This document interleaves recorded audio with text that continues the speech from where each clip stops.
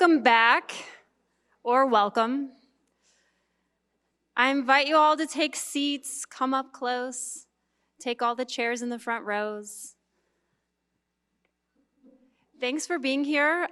For those of you who I haven't met before, my name is Kristen Fleischman-Brewer. I'm a member of the Pulitzer Arts Foundation staff, and I'm welcoming everyone today and making sure everything runs smoothly. So appreciate you all being here. Hopefully you got tacos if you've been here all day, got to see the cam shows next door, and we are getting ready to close out our day of roundtable discussions for Counterpublic with a group of artists organized by curator Diya Vij. So with that, I will hand it over to the team, and hopefully you enjoy this last panel. Thank you. Thanks, Kristen. Hi, everyone. How's everyone doing? Holding up? Good. Thank you for being with us on this long but beautiful day. What a treat to get to hear from all the artists participating, or some of the artists participating in Counterpublic. I just want to thank you for being here with us. I want to thank the staff again at the Pulitzer and Counterpublic for helping us through today. And most importantly, I want to thank all these artists here today who I deeply admire for joining me in conversation and each other to talk about land back, land forward. I could go on and on about how I'm such a fan of your work, but I'll just say that the thing I think calls us together today in conversation is that in addition to your work engaging in all kinds of critical discourse and dialogue, they each call for, in their own ways, material transfer, material change, and actively seed grounds for other futures. So the work is in itself a doing or an undoing. And I think to get us started, maybe we can just dig into your work for specifically Counterpublic. So Rashid, I'll start with you. Black Quantum Futurism offers a spatial framework that is time-based. So your work asks us to think non-linearly, where past, present, and future exist simultaneously. I'm wondering if you can tell us about that space-time framework in relation to Slower Than Light Shrine. Yeah, absolutely. Hi, everybody. So as part of Counterpublic, my partner and I, Black Quantum Futurism, we have two main projects. One is called Community Futures Lab at the Luminary, and the other is the Slower Than Light Shrine, which is at the La Rose Room. Both projects really relate to our frameworks around time and temporality specifically, and spatiality, as well as it intersects with time and temporality. In my day job, I'm an attorney and a former housing attorney where I represented for a long time folks who were facing eviction and displacement. I'm from Philadelphia. That's where I did a lot of my work. And right now I'm a policy advisor, but I work nationally. But in Philadelphia, the Community Futures Lab project came out of things that were happening in Philadelphia, the housing crisis that was happening in Philly, and in particular the neighborhood that we lived in North Philadelphia, where the government was taking by eminent domain thousands of properties and then rebuilding $500,000 townhomes in those places that were meant to be for low-income folks, but that really kind of made it challenging for them to be able to return to that neighborhood after being displaced from it.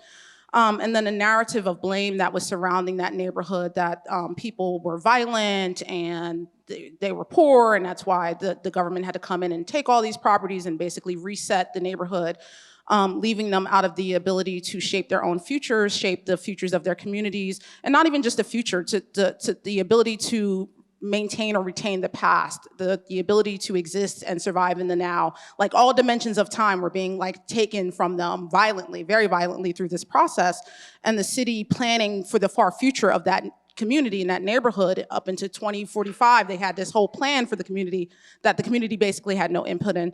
So as part of that, and I was representing a lot of folks in that community around the issues around eminent domain, as well as tenants who were being displaced by what was happening. But as artists and as neighbors, we also lived in that neighborhood. We wanted to have a way to just really amplify what was happening, not to come in and give the community a voice or anything like that. Like, they have a voice, obviously, but with our, with the go between myself being an attorney, being able to influence policy in this way, and being able to work with the community directly to hear what it is that they wanted and needed to be able to retain memory, retain dignity, to be a part of that neighborhood. And so that's where the Community Futures Lab came from. And we only had that project open for a year in 2016. To 2017, we had a storefront right in the community that was undergoing this displacement. And so the project grew from there, and it's had different iterations. And so we have an iteration here. We've done one in Chicago. We've done one in all over different places. But that's the main drive behind it. And the main idea behind it, again, is that we often spatialize displacement and housing instability and all these different things, but it really is about time at its heart. I'm not going to go into the history and would love to hear from my co-panelists, so I'll stop in a moment. But again, the fact that when folks are losing their homes, when they're losing roof over their head, when they're losing their land, it's also tied into their future. It's tied into their past. It's tied into these different temporal dimensions. And so it's not just about taking land. It's also about taking time from folks and cutting their time short and obliterating any communal temporalities, individual personal temporalities. So that's the one project. The second project, really quickly, I'll explain. The Slower Than Light Shrine is a sculpture that we created because when we came here last year for a site visit, just totally unexpected. We came very open. We're people who love to research the area. We also really want to work with the community. We don't want to fly in and then fly out. We really wanted to take the time to understand the surroundings and what was calling us. And I just had this amazing experience, just learning about the underground caves of the city, and then the fact that there's this local oral history that connects the Underground Railroad to those caves. And I was so impacted by that. I went home and cried. It just washed over me that we had to do something, and it just popped in our heads that we wanted to create this shrine that also honored Mill Creek Valley, honored Pruitt-Igoe. And so the shrine is made of gates of the local area. I haven't studied this, but St. Louis has such an amazing gate culture. Just randomly, you'll see these ornate gates everywhere. And then also the Adinkra symbols that are embedded in gates all around the world. The heart-shaped symbol that means Sankofa in Akan language, right? So we wanted to honor that, and so that's what our shrine is about. It has those gates, it has those symbols in it, it has cowrie shells that ties into the artifacts that enslaved folks held onto, their own religion, their spirituality, so all those different things that are a part of it. So I'll stop there, thank you. Yeah, thank you for that. Maybe building on that idea of space-time, Jackson and Zach, this project in a lot of ways is a continuation of your ongoing Give It Back project. So can you tell us about the promotion of non-metaphorical decolonization in your engagement with both the St. Louis Art Museum and Sugarloaf Mound? Yeah, for sure. Thanks so much for that question. Awesome to be in dialogue with you all. I think for us, our Give It Back project in a larger sense really comes from a really important pivotal essay for us, Decolonization is Not a Metaphor, by Tuck and Yang, which really advocates for decolonization not being a way of improving institutions or universities or the way we think, but really fundamentally being about the rematriation of all indigenous land and life. And I think when people hear that, sometimes they think of it more as a provocation as opposed to an eventuality or a reality, right? People might think, oh, the rematriation of all indigenous land and life, that's impossible. I'd argue that that's something that we've been conditioned to think, right? And that we need to create those conditions of possibility. I really believe in this notion of savage philosophy and this idea that representation makes reality, right? Symbols don't stand for things, they interact with them, right? And I think about St. Louis, of course, as a staging point for westward expansion and manifest destiny, and how sort of belief in the inevitability of manifest destiny made it our contemporary reality, right? And similarly, I think a belief in the inevitability of the rematriation of all indigenous land and life will make that an eventuality, right? A reality. And I also just want to be really clear, I feel like that statement, the rematriation of all indigenous land and life, it's so open-ended, right? What does that actually mean? What futures are we actually talking about? And what place do we all have within them? I think in its most conservative sense, right, decolonization is just a reversal of roles. And that's not what I'm advocating for at all. In that sense, the repatriation of all indigenous land and life, in its most conservative, could mean the creation of an ethnocentric fascist native state. And that's certainly not what I'm advocating for. What we're talking about when we're talking about that is forming new forms of kinship and reciprocity that's sort of centered around the land and its original inhabitants, but that calls everybody into that process. Yeah, and I'll just add that in terms of the history and what I termed earlier in an earlier panel is a ready-made settler colonialism, the settler coming into the space and assuming a kind of ownership of land, being inspired from the first colonists who threw tea in the harbor and then kind of taking on this an action of becoming native in order to feel at home here. That's something that was foundational to the formation of this native state, or this nation state, which is not a native state. Probably a Freudian slip in there somewhere, but I'll try to. But in order to kind of advocate for giving it back in a non-metaphorical sense, we do have to deal with both the past and the future, as Rashida was explicitly confronting. We have to deal with the fact that there is an ongoing push of Native people into the past. And as Indigenous people, in some sense, we have this privilege or ability or obligation to hold on in a preservation sense, ties to a land that can be explicitly pointed to and named. And so there's a different kind of separation or removals that we're having to deal with. And I think that creates distinction in the forms of our discourse and the kind of desire to protect terms in order to articulate our exceptional kind of condition or the distinctions in our condition. So for us, we are in some ways denied a future because we're constantly having to look at the past. And I think sometimes that's what this idea of giving it back feels like.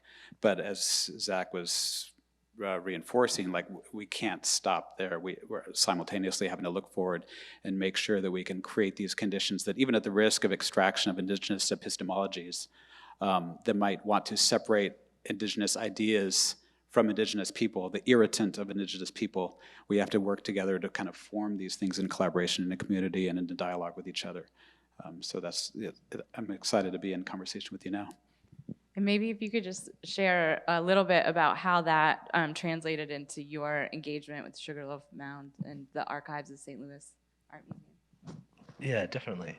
I think one of the big things that we're thinking about when invited to participate in Counterpublic and to engage with Sugarloaf Mound itself was thinking about also the 1904 St. Louis World's Fair, the Louisiana Purchase Centennial Exhibition, and how in so many ways also that like the tradition of art biennials or triennials really emerges from those traditions of World's Fairs, and how those events were such devastating, violent, traumatic events for our people and people who are participated, but still hold such a big place in the public memory of this place, or how some people want to remember this place. Learning about the St. Louis Art Museum, which is in a building which was created for the 1904 World's Fair. In order to create that building, burial mounds in Forest Park were raised. Ancestors, human remains were removed from those mounds and sent to museums around the country. And those mounds were also all over the city of St. Louis. So being attuned to those realities is really important to us. I think also, living Indigenous people were on display at those World's Fairs, including residential school children were on display. Some of those people died of communicable diseases because people were coming from all over the world. And when they died, their bodies were taken and sent to museums and institutions to be placed into collections. So we just want to be really aware of that sort of history and legacy of these sorts of events as well, and to sort of counter that or advocate for something different, thinking about how Counterpublic could work towards actually, in the long term, hopefully working towards transferring or purchasing Sugarloaf Mound to be returned to the Osage Nation, which is something that the Osage Nation has already been working towards for a long time. I just want to be clear, we're working to support their efforts with whatever resources we have access to here and through Counterpublic. So that's been a really important part of the process for us to imagine how can Counterpublic, instead of having these sort of events be something that is a reason to raise the mounds, is a reason to lock up our ancestors' remains? How can we use that as a way to return land and as a way to preserve this history in a long term? I think create pathways for return for Osage and other indigenous people here as well. And Simiya, your work, your kind of multimodal work of healing and land-based practices and muralist work really connects the body to land. So I'm wondering if you can talk about the mothership in Counterpublic and how it connects to questions of land access, food sovereignty, and health sovereignty. Yeah, I think my work touches on like past and future, also present. The Mothership is one of my projects for Counterpublic. It's a 1970s travel trailer that is transformed into a mobile wellness meditation studio space. So the idea is that the space is open for people to come and like have a moment for mindfulness, but then I'll be doing some sound healing performances on the site, and then there'll be one at St. Louis Art Museum as well. And I think, whatever site the space is in, like it takes on that energy. And then working with people, I think there's the vibration of healing. My work needs people to experience it for it to fully actualize and to fully manifest. So I think, we're hearing all of these other practices. My work is touching on some of these things, but in a different way. Like what in the past do we need to recognize in order to like heal in the present and create a more accessible future. And when I think about land-based work and access, especially with healing and wellness, just like we're in this space right now, and Damon touched on this earlier, there's not always a feeling of being welcome or these spaces being available to you. And as a wellness practitioner, even as a teacher of yoga and meditation, I've felt that way in spaces. And so this work really feels important to me to make it accessible to people who have maybe never attended a yoga class or don't feel comfortable going to a meditation studio because they don't feel like they belong there. And when this work is more available to the public, the response is great because people feel like, yeah, I can do this. This is for me. This is available to me. And healing and connecting to something greater than yourself is available to everyone. And there's this gatekeeping that happens with some of this like modern wellness stuff. So I don't want that to be happening in this work, because I think in times like this we need healing in all forms, and I think having a moment to experiment when we're processing so much like past trauma and current trauma feels very important. And it's like pretty site specific where the mothership will be, right? Yeah, so right now it's at Rung for Women, which is on Sydney. And so Rung, they have a lot of different touch points. So there's a yoga studio there, there's a farm. They do programming for women who want to do like career switches. As a mother, a single mother myself, like childcare is so important for me to like exist as a professional person. So they also offer childcare to the women that are coming to the space. So I feel like that community partnership is really important. Just to have like an organization that is in alignment with some of the things that like I believe in as a person as well as an artist. So responding to that site, working with that site in the neighborhood, there's a park right across the street, and there's a dog park as well. So I think, it's very community heavy, and that feels good for it to be in that space. For sure. Maybe building on that community engagement conversation. Jordan, you've been working for years with Close the Workhouse, Decarceral Abolitionist Group, Black Healers Collective, various other groups, activist groups in St. Louis, and they've kind of led you to Peace Park, to this community-led reclamation of land. Can you tell us how you got to Peace Park and what that process has been? Yeah, I think Shiraz is in the crowd. So, there you go, Shiraz. The cis Shiraz in many ways. Yes, please clap for Shiraz. And Shiraz has been a guiding light. Her godfather founded Peace Park. It's a land-banked zone in College Hill. And that zone, as we know, is extremely contaminated with sewage, air pollution, all the things that we're used to experiencing, especially in the Midwest. I'm originally from Iowa. It's the most altered landmass.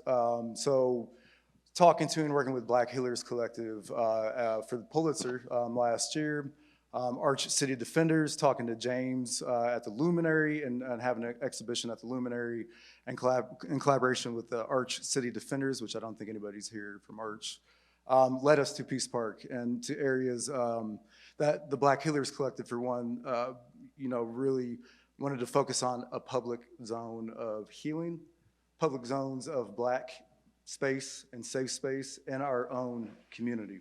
So that's kind of what led us to Peace Park, and everything has kind of built on top of the original Peace Park concept of Otis. So I hope that we're going to be in a position to kind of honor his legacy and in the steps of it's not done yet, but to get this project done by July.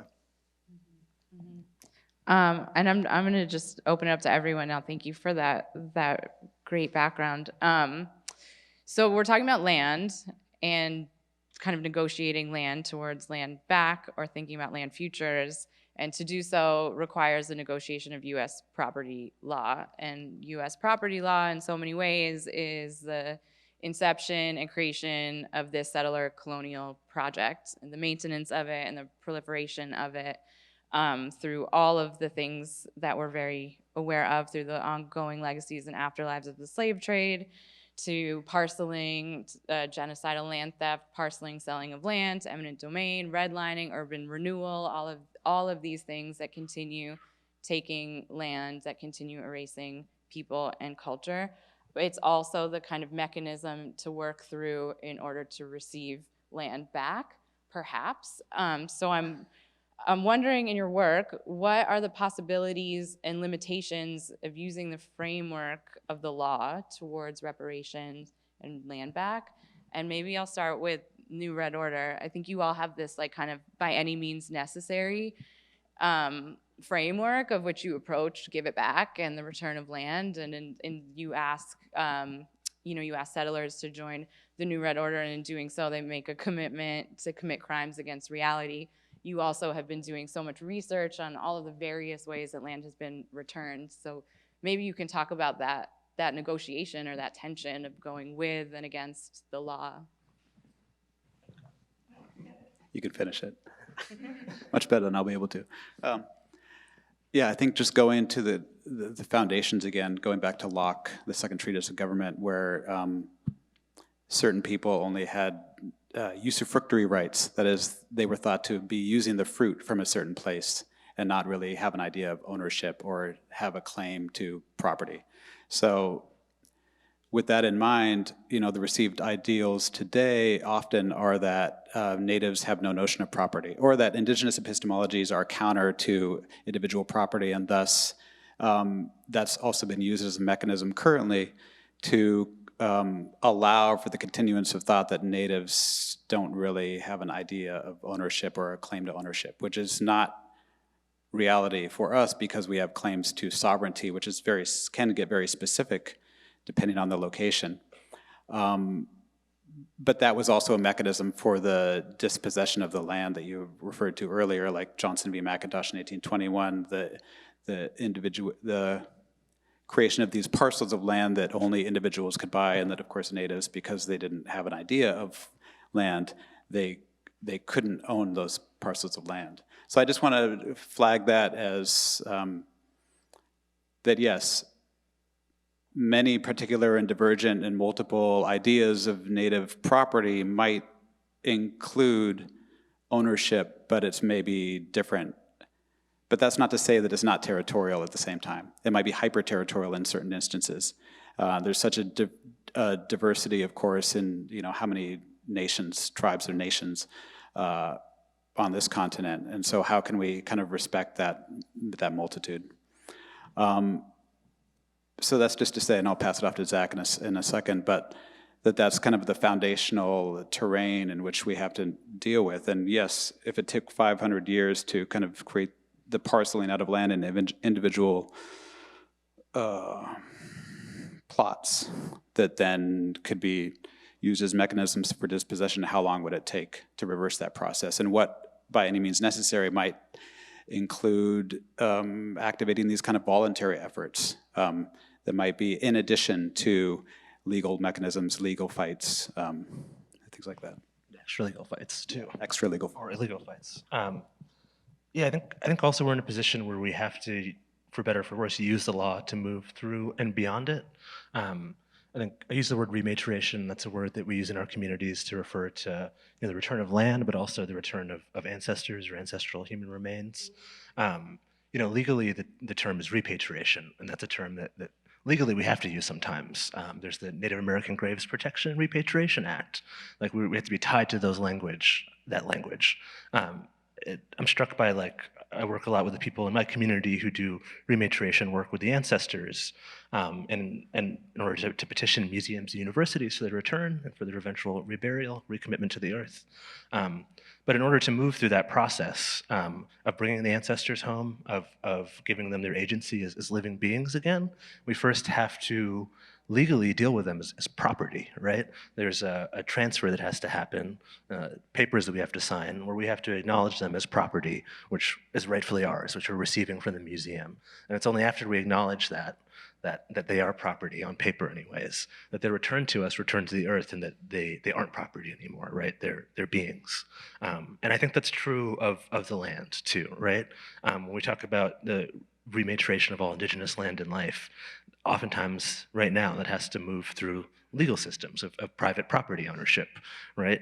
Papers have to be signed, and that property of Sugarloaf Mound has to be returned to the Osage. But I think that's one step in the process, and for the long goal for us is to reinstate our own indigenous relationships to the land, which don't always have to do with these notions of ownership. Sometimes do, of course, but sometimes don't, depending on our communities. And how has that tension showed up, or maybe it's not a tension, but how does that negotiation show up for you, Rashida, both as an attorney and through this work that's really about community engagement and organizing towards housing justice or different land futures? Yeah, it's definitely a tension. And as they say, and I believe, you can't use the master's tools to dismantle the master's house necessarily, right? But how I've been able to approach my work, and I'm really grateful to have been able to be an attorney for a legal services program where I'm working on behalf of low-income folks who are mostly Black folks in my community, and to build relationships with those folks and to be able to approach my work as a community lawyer. I see myself as a tool for what folks want to do and what folks need to do. They want to stay in their homes, they want to leave their home, whatever it is that they need to do.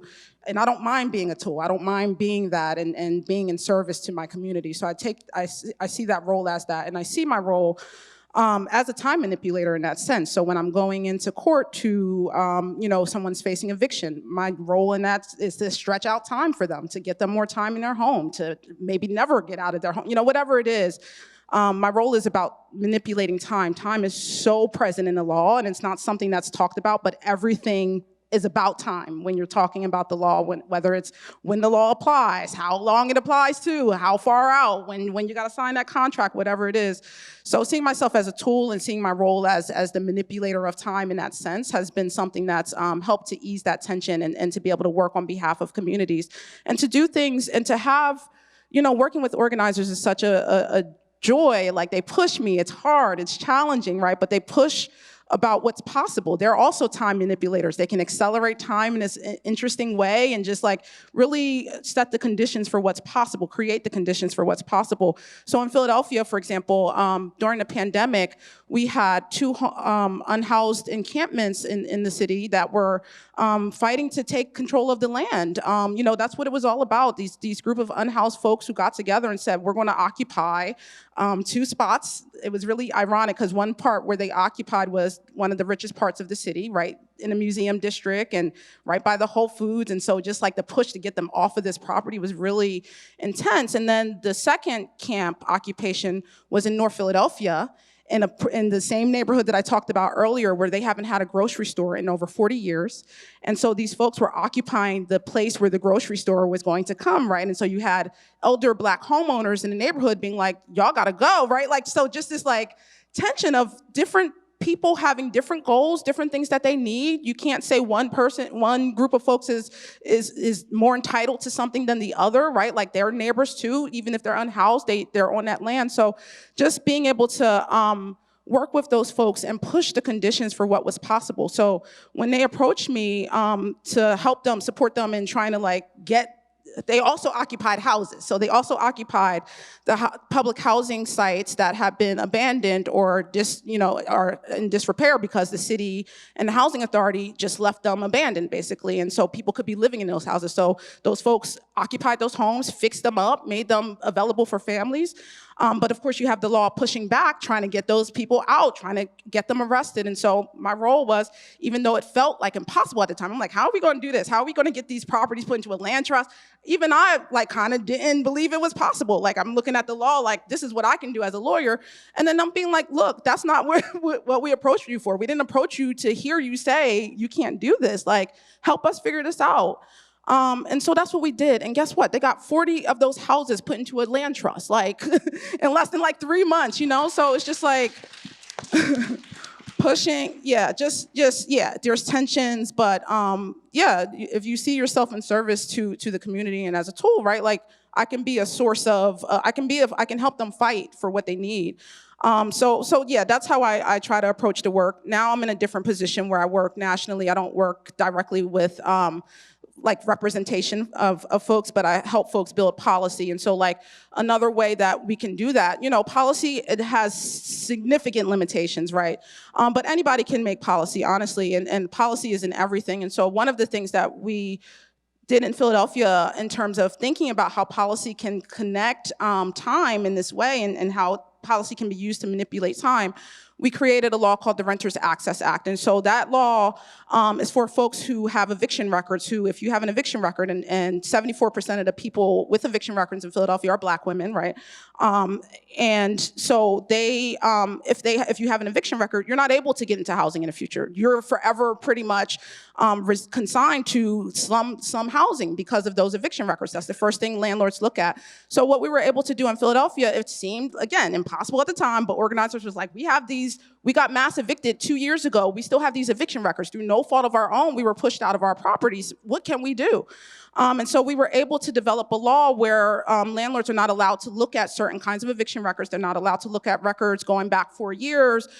They have to consider an application holistically. They have to give, if they reject an applicant, they have to give them an opportunity to come back and make their case. They can bring back additional information. So I'm not gonna go into all the intricacies of the law, but just to say that, right, that law now, right, shifts the relationship of something that's in the past, a record that's on record saying you're a bad person and you should never be rented to again. It now shifts the relationship of that past, and that shifts the relationship to the future. So now with that record being locked out, you know, you can now access housing. So just to say, right, like there is some possibility. Policy has some possibilities, significant, severe limitations, right?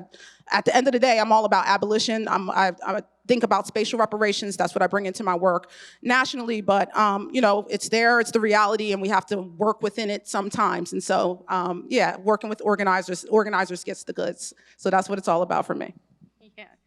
Yeah, totally. Jordan, you two work with organizers, and even thinking about Peace Park, it's like it's not a binary that working outside and inside the law. One leads to change within the law, and including Peace Park, this kind of community-led reclamation of land, or just the ways that you've seen that in your work with organizers in St. Louis, but maybe in the Midwest, that kind of occupation leading to maybe something more above the law. Yeah, and I can't speak too much to law because I don't know enough about it.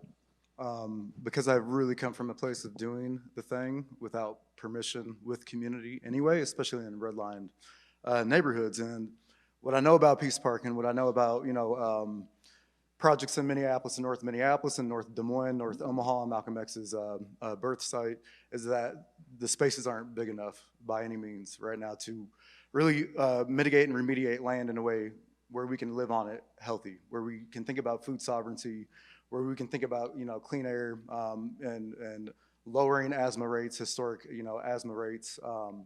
And when I'm thinking about Peace Park, every single time I'm thinking about one of these activations, I'm like, it's not big enough. This should be a gateway to a larger activation of land with community.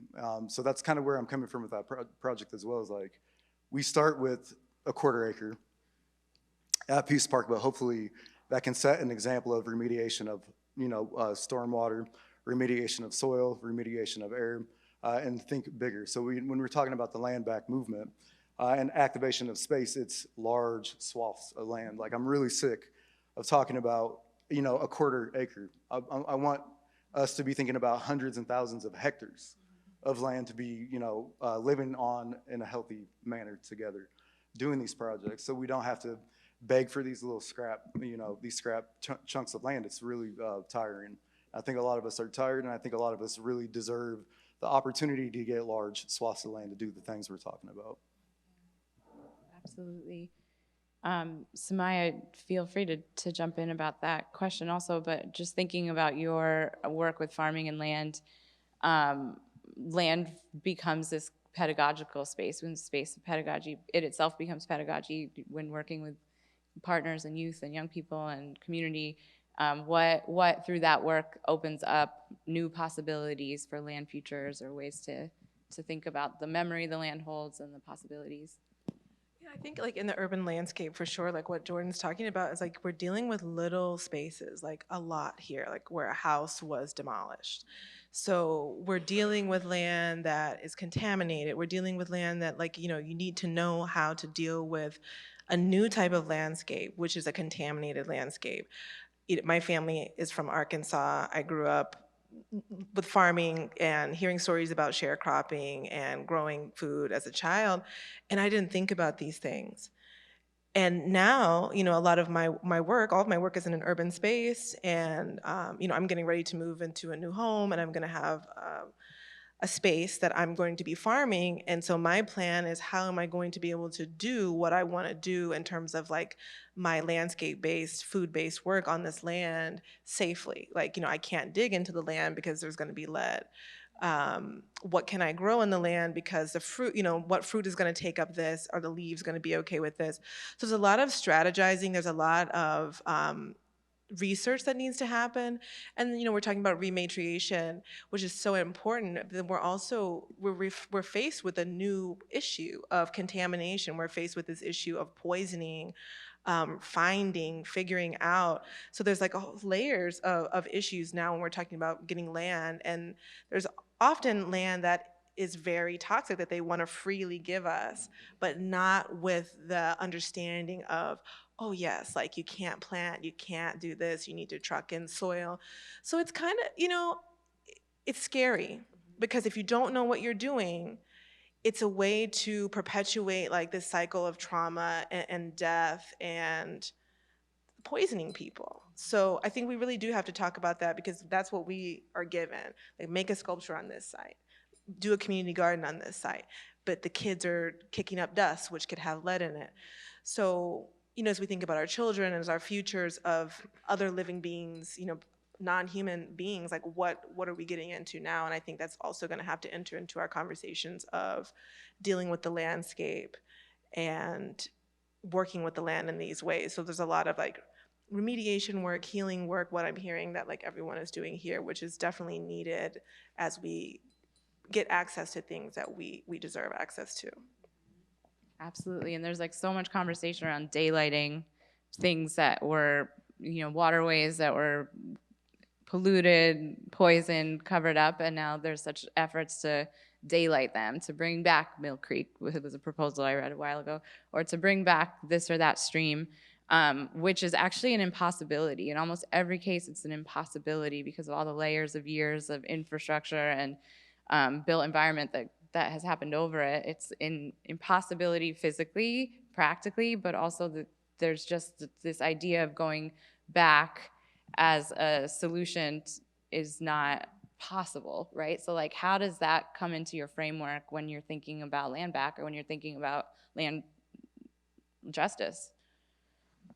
Yeah, we're interested in promoting these activities of voluntary land back, which have really been happening at an exponential rate, and that sets into motion the creation for the conditions of the possibility for more of those actions, and the possibility that eventually those could get merged together and like have some other kinds of relationship. But we've definitely noticed that a lot of those instances of voluntary land back, whether it be by individuals or city governments, for example, the city of Eureka gave back a Superfund site. So, you know, a lot of these instances have their own kind of complications, and as kind of stewards of the land, custodians of the land, which has a janitorial aspect to it as well. How do we continue toward the future? And in the one sense, like, I agree that, maybe some of these things might not be possible, but on the other hand, what might be possible in the future? And it will probably create something new, but on the other hand, what's the time scale we're aiming at here? May not be immediately possible or seem immediately possible, but on the other hand, I do think that embracing this kind of magical criticism, which is for us tricky because, the kind of racialization of that kind of thought, or the ascription of it, of magical thinking, having racial ascription, sorry, used the word description too many times, but the assigning of magical thinking to savage kind of thinking, backward thinking. In reality, we're all doing it, and we're all creating the terms for our own possibility. And so to find ways in which we might be able to approach cleaning together, what will that take? And that's the thing about it too. You said something about, a lot of times it's not possible, but if it's a Superfunded site like, East Omaha, it's like the second largest residential Superfund site in the US. There's billions of dollars that can be allocated to the things that we're trying to do. We need access to it. We know what we can do to remediate it. There are tactics and options. If there are tactics and options to create that mess in the first place, there are tactics and options to be able to remediate it. It's just a matter of access to teams, to consistent funding, and then the sustainability of that land as well with community. Like, it's not enough to just remediate these spaces, right, that we're talking about. Like, we need funding and support to sustain these spaces in a healthy way together as well. I'm going to ask one big question before I open it up to the audience. Given the simultaneous, sometimes intersecting, sometimes divergent, sometimes erasing of each other, even calls for reparation and rematriation, what kind of solidarities become necessary? It sounds like we're already starting to talk about this. What kind of solidarities become necessary to pay an unpayable debt back to Indigenous and Black people and colonized people in an attempt to repair and redress? And how does art, or even more specifically, how does your art and our participation in it become tools for building these solidarities? Yeah, I think a big part of New Right Order's practice is about trying to process and kind of work through the seemingly kind of contradictory and kind of sloppy rhetoric of decolonization or settler colonialism in the United States, especially in the sort of violence and erasure that language perpetuates. I'm thinking here about like the term settler and how that's used very broadly and not often defined in a way that enacts violence on Black communities too. When I think of the word settler, when I use it, I mean those not forcibly displaced from their ancestral communities, right?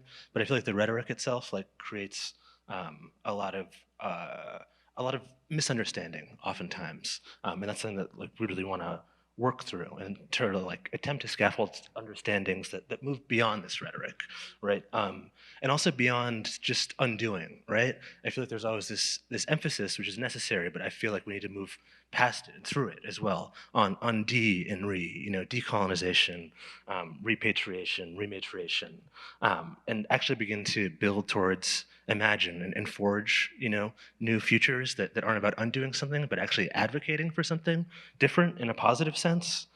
So that way, our locations and our labors are about more than just who we are to the settler, right? It can be about who we are to each other. And for me in the New Right Order, like when we talk about the rematriation of all Indigenous land and life, that includes like the abolition of the police and the abolition of the carceral state. That includes reparations and a calling in of others into an indigeneity, and to sort of share and learn from each other's epistemologies and begin to forge that future together. And the formulation of like new urbanisms too. I was talking to Chloe 2 days ago, and we just found out we wrote the same grant together. I won't name the grant, But also like this idea of like competition between practitioners is extremely detrimental also. I saw this happening in Minneapolis during the George Floyd protests, and a lot of us saw this happening of individuals getting millions with some organizations and other grassroots organizations not getting any money in that pit. Individuals and organizations and frontlines workers against each other, to find flaws with each other, to not do the work. And that's one thing that I'm like trying to get around and wrap my head around too, is like, how do I get in a space to not compete with my sis, Chloe, sitting there shaking her head? Like, I don't want that to be a thing. Like, I felt the type of way when you told me you just wrote this massive grant. I was like, was it this grant? And you said, yeah. I was like, well, this is us competing again. So how do we get to these spaces with you, what we're speaking on with land without the competition involved to get the funding to do the thing also? And sorry to bring your name up randomly, Chloe.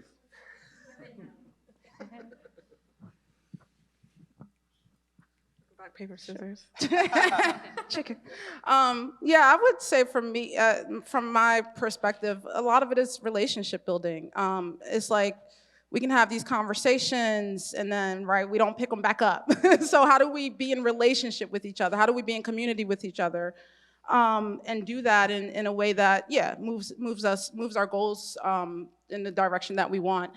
I also think, we tend to, nostalgia can be dangerous, and romanticizing the past can also be dangerous when you're thinking about the past on this kind of linear timescale. Like, no, we can't reverse. Reversal on a linear timescale is very violent, and it's in some ways it is impossible. So how do we bring our own imaginaries into how we're thinking about the work? How do I, if I'm sitting up here saying I have a theory about Black Quantum Futurism where I see time in this nonlinear way, how do I bring that into my work? How do I bring that into how I'm talking about, thinking about whatever, even if I have to do, what do they call it?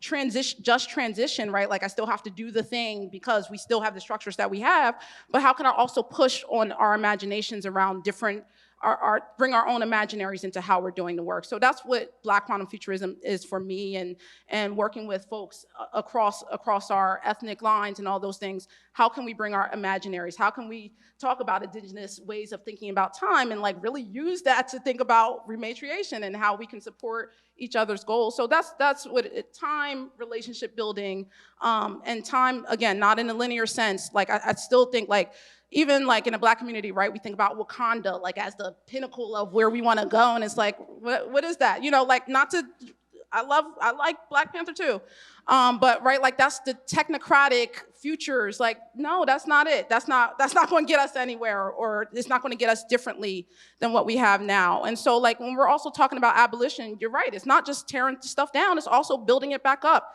That's the other side of abolition. You don't just tear it down and leave everything around you in bits and pieces. We build back up. So how do we plan for both? How can we tear it down and build up right away? Who's doing the building over here? Who's doing the tearing down, right? Like, we need to organize better, be in better relationship, be in community, and not community like where we have to be geographically tied to each other. Community can be very expansive. It can mean a lot of different things. I'm very excited to be part of an Afrofuturist community, right, where I can call on folks thinking about art in different ways and thinking about how we bring Afrofuturist principles into our everyday work, into being a lawyer, into being if you're a tax person, right? Like, how can you do taxes Afrofuturistly, whatever, right? Like, bring it into our everyday lives. It's not just something we do and make art about. Like, art is life. Art is it needs to be a part of your every single, it is for me as artists, right? Like, people have different relationships to art and what it means for them. But for me, and the communal way in which I try to practice art is life. Art is your grocery store. Art is down the street. Art is your community center. It's in all of these different places. So yeah, time, temporality, and relationships. I think that's lovely, because, yeah, it's just amazing. And I think that's how I view my practice, like, in my life as an artist. Like, art is my life, and this is like what I was put on the planet to do. And I think my practice is like a practice of offerings, because I think, like, as we engage with communities that are non-human and just in more traditional life ways, we offer something to the planet, we offer something to our community, we don't just take things from it. So when I engage in a mural, or if I'm engaging in land work, or with the mothership trailer, to me, it's an offering, and that's an aspect of, like, connecting with the landscape, connecting with other beings. And I think, we talked about this earlier, like, if you want to talk about it, we met 3 years ago, on a landscape-based project. And I think that ties into like the community stuff of us finding ways to work with each other or work in collaboration, because the funding, I think, is a big thing, where people are competing with each other, and we have to do a lot of like permission asking for our projects, and can I please do this? Can I blah, blah, blah. So I think that it makes it harder to do this work, and I think that is a part of the colonialism. It's a part of capitalism where you have to get these permissions, and it's so beautiful to hear ways in which like all of these practices are resisting and subverting, and even using these systems to create new ways forward. Absolutely. I'm going to open it up to the audience for questions. I think a mic is coming to you.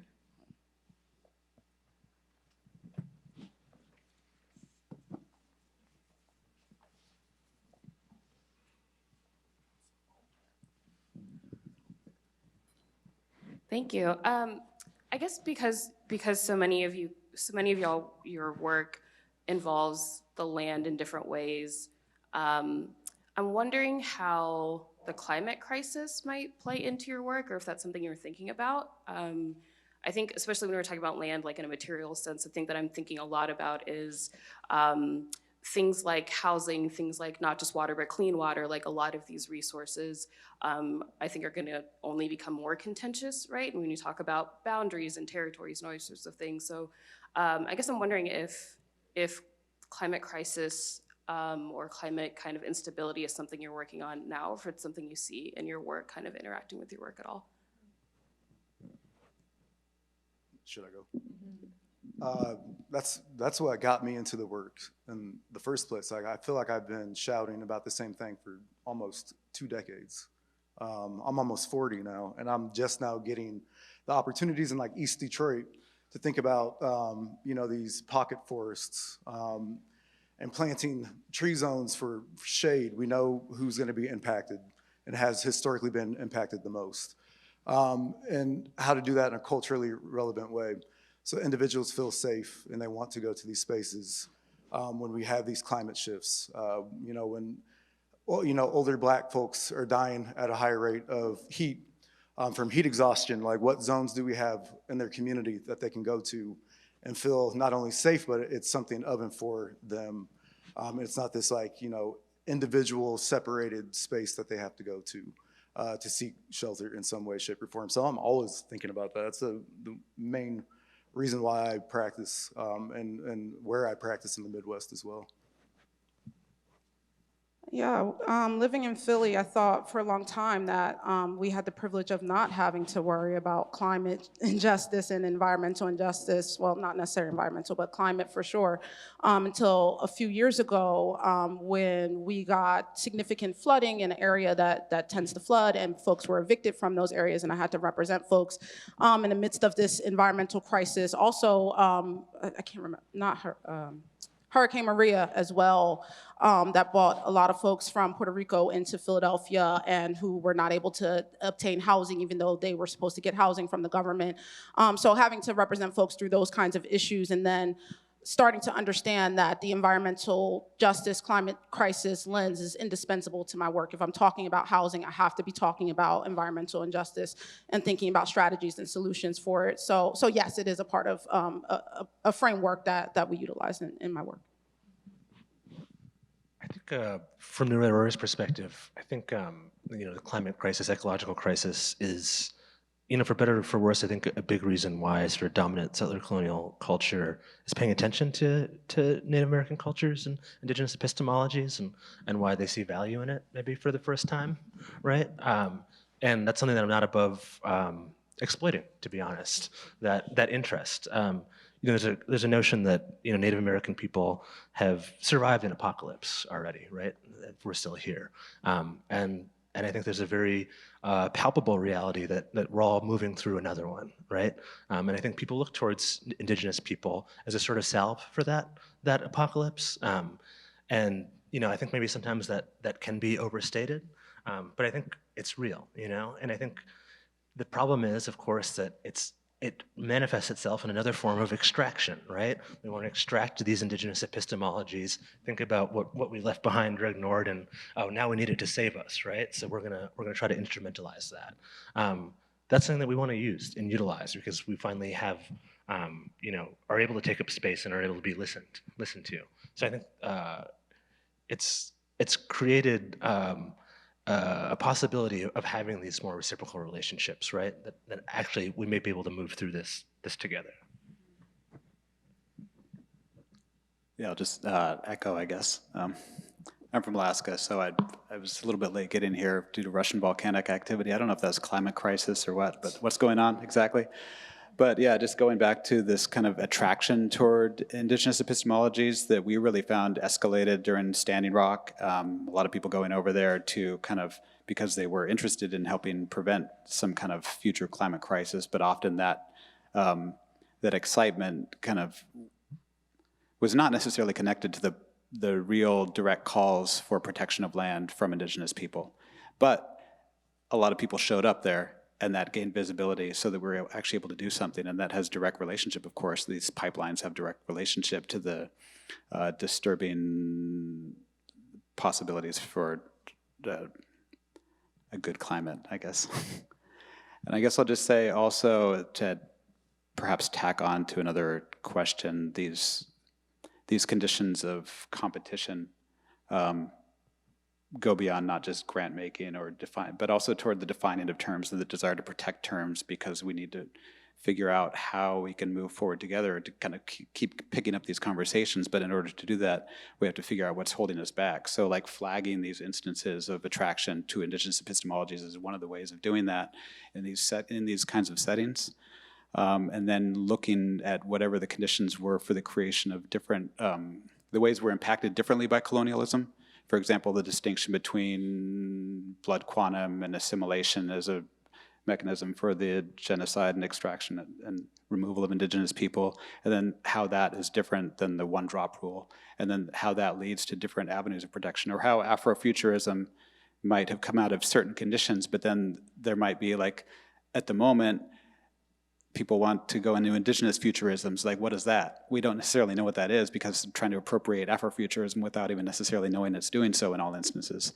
So like, how can we kind of identify and articulate those conditions so that we can kind of figure out what to bring forward into the future?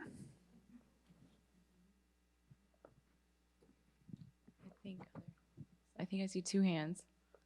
Oh, I was just gonna chime into what you were saying. There was this book that Rashida was able to be a part of called Keywords for Radicals.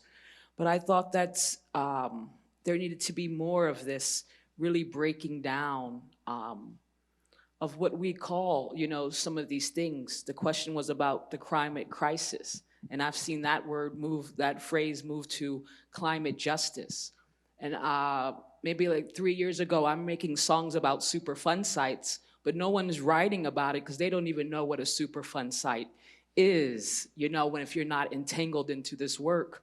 So I think it's about bringing these, terms more to the everyday. And we know what the corporations are doing. They're just renaming things. I mean, in one particular song, I went through almost 10 different phrases of this chemical warfare that's happening in indigenous and Black communities. So I just wanted to comment on that. Thank you.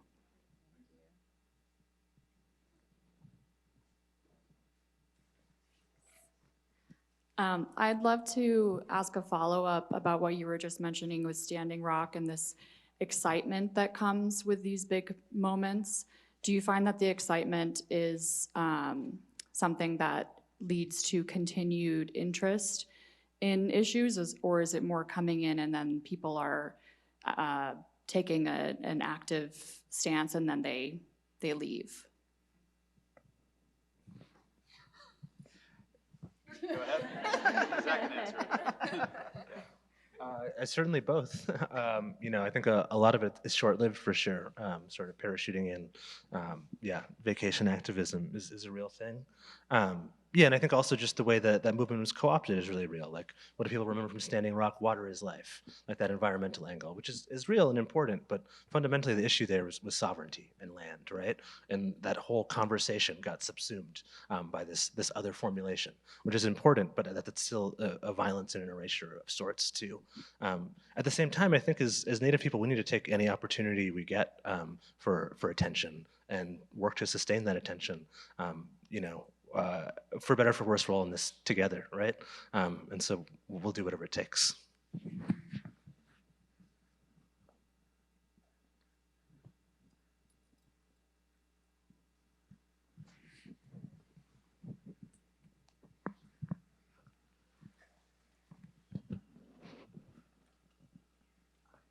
Osio Anin,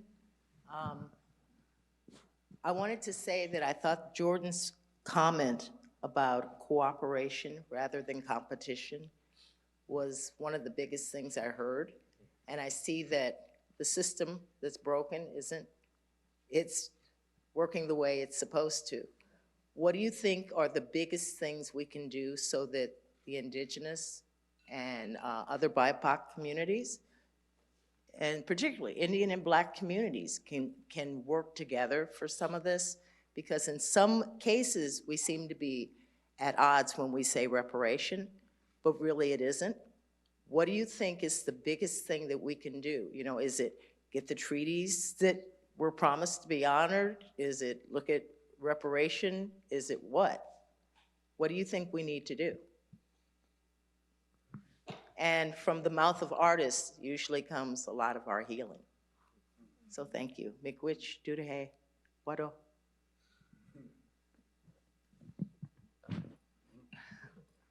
Chimigwich for that question. It's a really big, amazing one that I think we'll all be working on for a while. Yeah, I don't get too hung up on language, but I think language is really important. I think like the rhetoric we use oftentimes, the rhetoric that Native people use excludes Black people, and that is a huge problem. That we need to talk and work together to develop language that doesn't do that, right? I think that might be one of the most foundational things, because language, you know, discourse deploys forces. It enacts realities. I don't think that can be disregarded.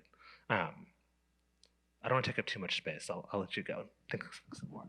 Yeah, mine might be a bit more controversial, but like reciprocation through the struggle also. I mean, I've been involved in a couple projects where things didn't sustain themselves because there, you know, was a lack of feeling of reciprocity and the process of healing and the work that is actually being put into the projects.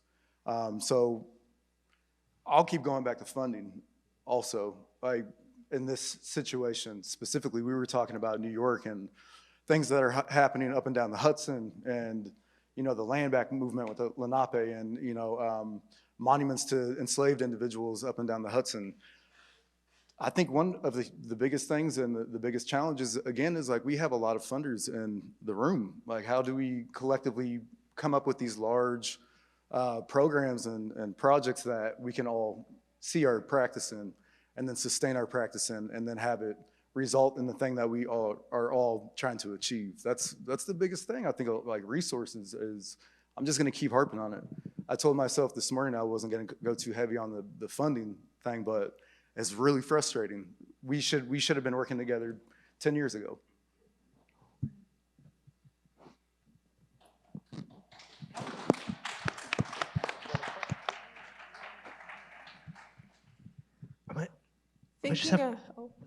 Thinking ahead past Counterpublic to all of the artists, what do you envision as a possible future for St. Louis? I feel what came out of this conversation, Counterpublic, is a conversation that's actually a call to action.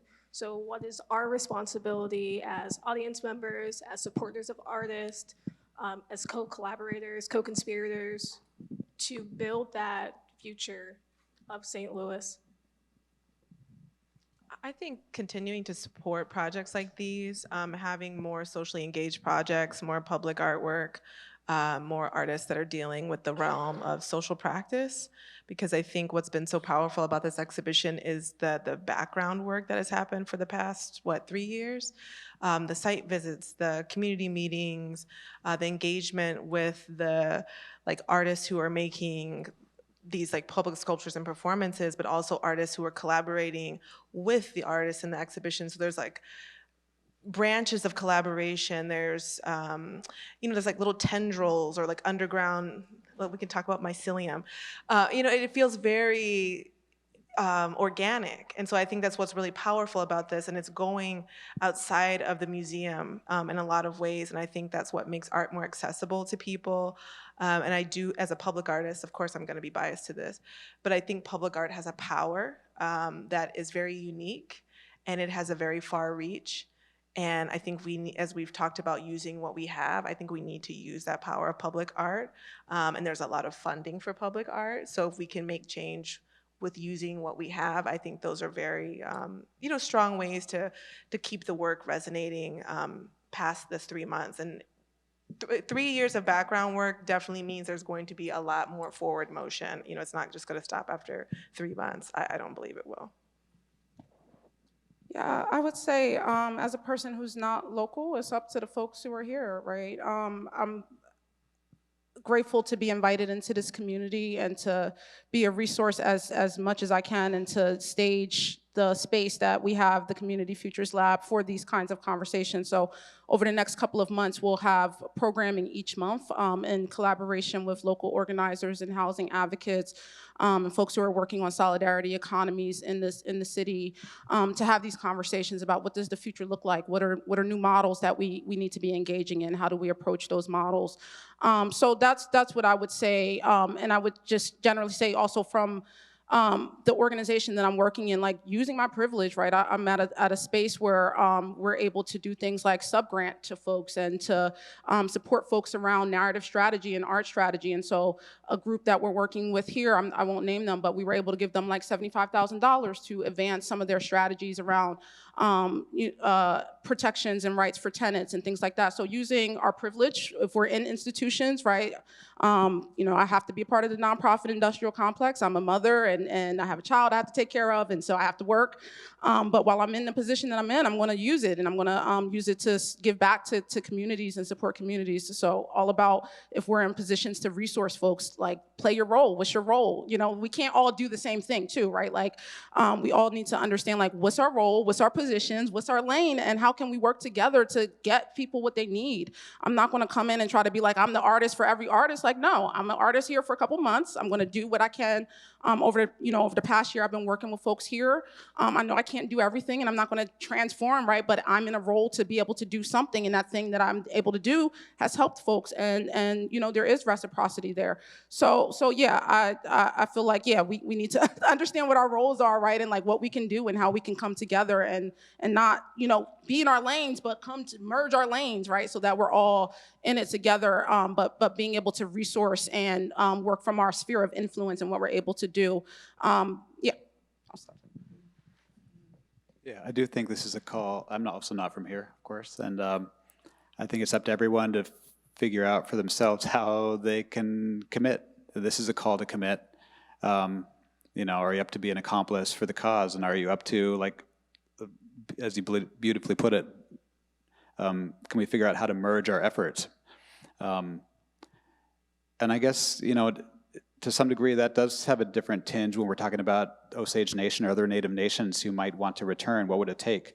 Are you up to trying to raise awareness for that cause? Are you up to trying to raise awareness for the Osage desires to have the rest of Sugarloaf Mound? What would it mean for them to come here? What kind of space creation would that take? It's a different kind of effort, and I think it's something we're really interested in, and I think something that can be kind of connected to a lot of these efforts. It doesn't have to be something that is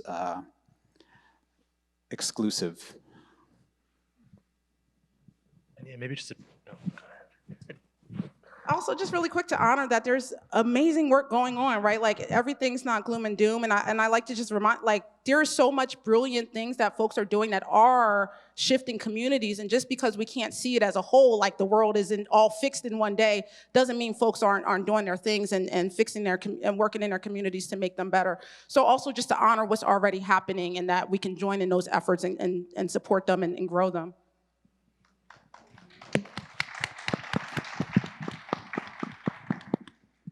I also just wanted to add, to piggyback off that and also maybe more directly address the question earlier, that I think also the way that people who are Black and Native have been systematically excluded from Native communities is something that has to be addressed, especially within Native communities, according to our system of sovereignty, people are allowed federal recognition as long as there are records of their nativeness. And those records are settler colonial records, right? Created by these oppressive systems of power, which were created to really systematically divide our communities, right?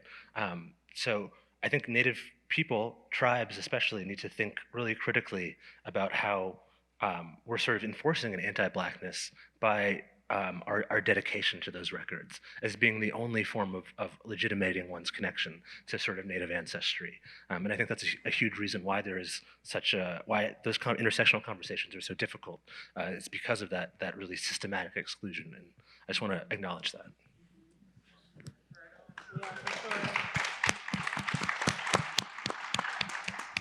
So I think like all round tables, especially this one, the end feels like just the beginning of a really important conversation. And luckily it really is just the beginning of Counterpublic. And these artists in particular have created a lot of containers for folks to engage with and get involved with over the next 3 months of conversation. So I just want to thank you all so much for today, for your work, and for everybody being here with us.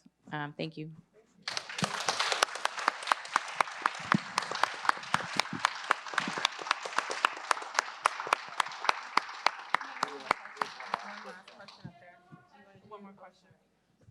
It's not really a question, it's a statement, and good afternoon, relatives. I find this to be a fortuitous time. St. Louis has been a place of exchange, both of goods, services, and knowledge for centuries prior to the European invasion. Excuse me for those words. And we've seen a number of things step off from here. We had the Corps of Discovery that stepped off from here. We had the World's Fair, which brought us a lot of the products and beliefs that we have in the system. Now we have 2014 with the Ferguson uprising and the murder of Mike Brown that brought our attention to militarized police. But this is the heart of Turtle Island and all the rivers or the veins that come out from this place. So if we find the healing here, it can resonate out. Those who have come through here, because prior to it being an American place, there were many tribes who traveled through here and exchanged with one another. We were an international city before they united the states. So it is the time now.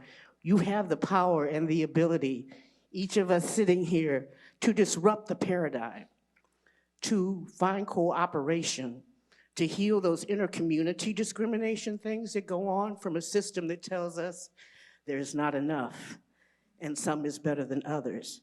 We all play a part, yes.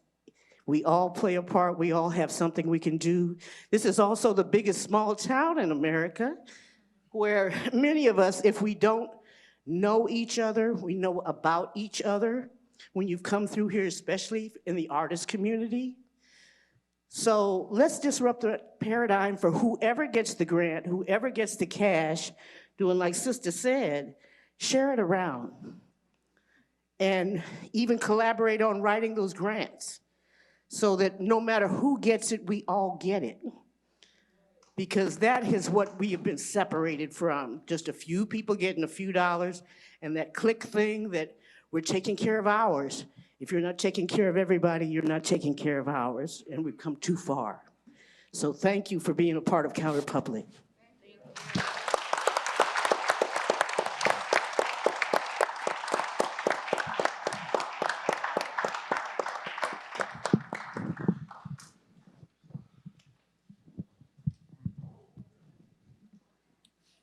just, I guess, formally close off. I want to have nothing to do with this microphone because Basmeen, thank you for closing us out. Just to acknowledge everyone's participation, presence here.